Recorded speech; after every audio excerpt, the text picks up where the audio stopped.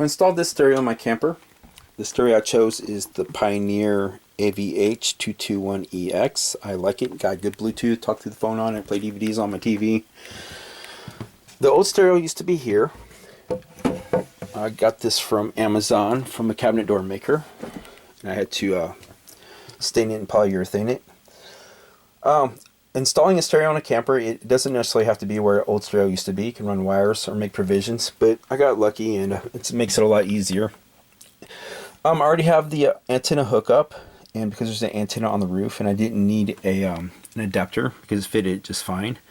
But if there's no antenna available, they can sell them on online, and that's something you don't have to put outside. You keep it inside your camper.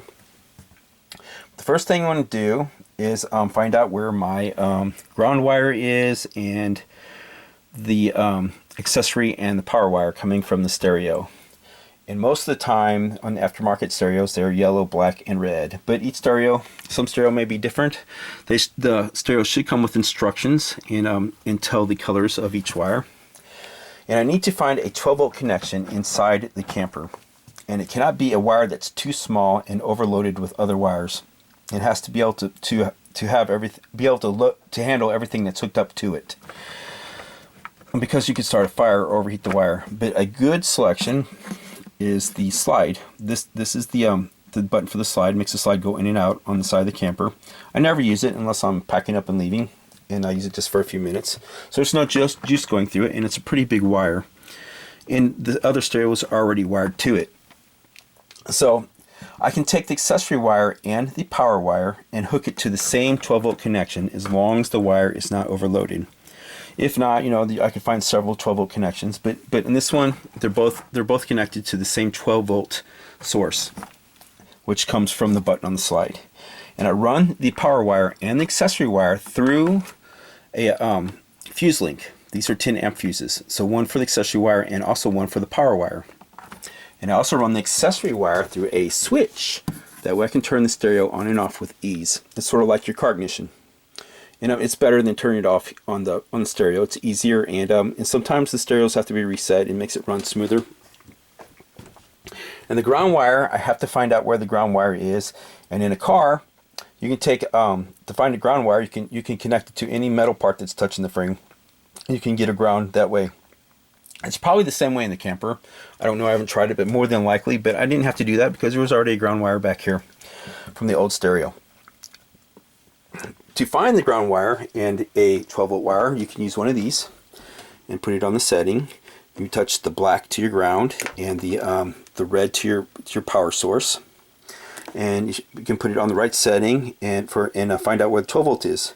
If you've never used one of these before and you're just a little nervous about it, you can take this out into your car, touch this to some metal ground or some metal part of your frame, some ground, and pull out a fuse in your fuse box and put this on top or bottom, and the needle will move. And you can take a picture of it or keep it in your memory, and it should match what you're getting in the camper, because you don't want to hook into something bigger than 12 volt when you're hooking up a car stereo. And also, so you got to find the ground and the 12 volt connection. And also in this one, I can play the DVDs in here, and it will play on the screen or my TV. But these car stereos, so that you won't drive them while you're watching a movie, they make it to where you have to hook up hook it up to your emergency brake and have your emergency brake on before the DVD will show up on the screen. Well, I'm not going to do that. It's hooked to my TV. But if I happen to be somewhere and I'm not hooked up to, and I'm running off battery, and I cannot turn on my TV, I can play a DVD or a video from the flash drive on here. And I got online, you get online and they sell these devices so you don't have to hook it up to your brake. And one video said you don't have to do all that. All you got to do is hook it to your ground wire, and it works. But I was a little nervous. I've never heard that except from one person. So I ran this one through a fuse link that has a 3 amp fuse in it. So it's a small fuse, and I ran it through a fuse link to the ground wire, and I also ran it to a switch so I could turn it on and off whenever I want to.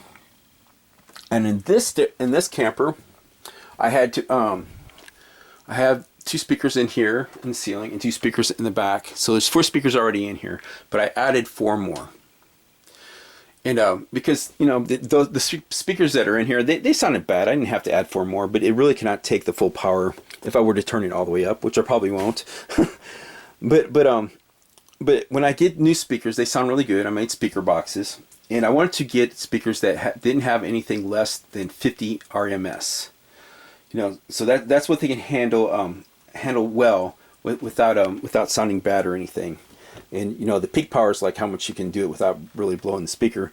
But this has a built-in 200 amp, and I'm not going to get anything larger. I'm just going to leave it like that. So it has 4 outlets, you know, the 4 different speakers outlets, and they're 50 watts each.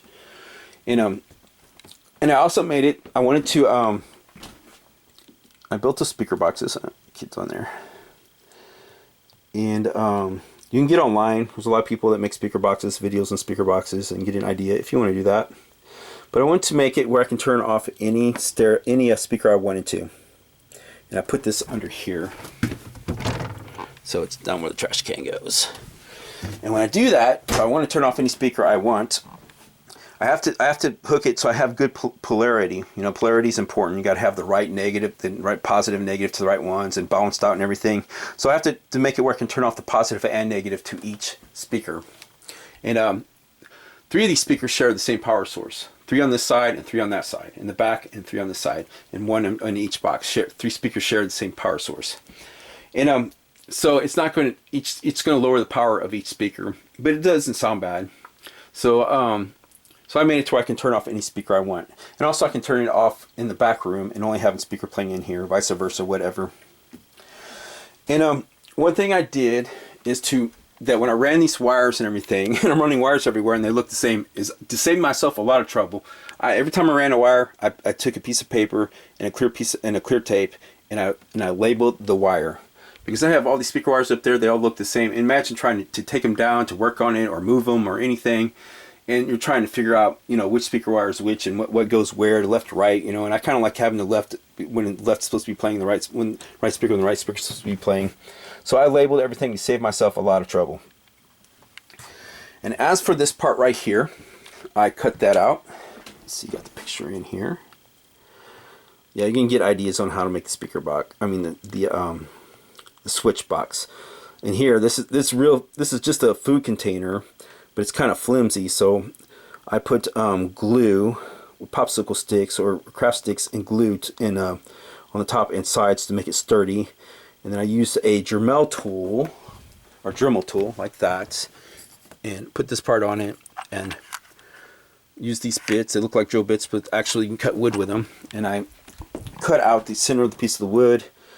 And I also did the same. They did the same thing when I made the speaker boxes for the round part. And because and then I took that and glued it, screwed it down, and put glue around it on top, so it's kind of sturdy. And it would be flimsy if I hadn't reinforced it with all those popsicle sticks. But as for this part here, when I cut this part out, I had to be very careful. And what I did was practice on another piece of wood first. And to cut this out, I used this saw right here. This is a Dremel saw, you know, and it's just what I happen to have handy. I think it's 4-inch blade. Somebody might use something else. And when I cut it across, I did not cut it all the way to the end. I cut it kind of close to where I could see the blade, but I didn't want to overdo it and have a groove cut right here. So what I did was cut kind of close to it, but not all the way. And I didn't want to make it too big, because if I make it too big, I made it smaller on purpose, a little bit smaller, because if I make it too big, it's going to be really hard to fix, you know, to make it look good. So what I did was I didn't cut it all the way to the end, but close to the end. And for the rest of the way, I took a hacksaw blade like that and cut it the rest of the way by hand. And then to finish it to where I can, to make sure I can fit it in there, I took some sandpaper and a wood file and filed it and sanded it down until eventually it fit in right. This right here, that's where the USB port is, and the aux cord. Hook up the aux cord. I practiced on another piece of wood, but it was not as hard as I thought. I used this bit right here, a 1-inch bit on a regular drill, and it has a plastic part on because it won't spin. It's got a little notch on top of there. So I took this right here, the saw blade, and cut the notch. Now this was a lot harder, the switch, and I practiced a lot on another piece of wood. When I did that, I took a smaller drill bit, and across the top and across the bottom, I drilled holes. side by side drill holes. And then I took a Dremel tool and used a bit like that on the Dremel tool, and I cut along the sides here. And then I took the but I didn't just like this. I didn't go all the way to the ends. Then I took the hacksaw blade and cut the rest of the way. And I took a wood file and sandpaper and sanded it until it fit right. You know, I didn't want to overdo it, like make it too big. I made it a little small on purpose because if once I mess up, it would be hard to make it look good. But as far as this part right here, let's see, what did I do with that? But anyway, this came off of a Chevy. At the end of the video, I'll put the part on there where I got it from. But it was supposed to be for a Chevy dashboard, and I got it from Best Buy. And I just needed this part right here. And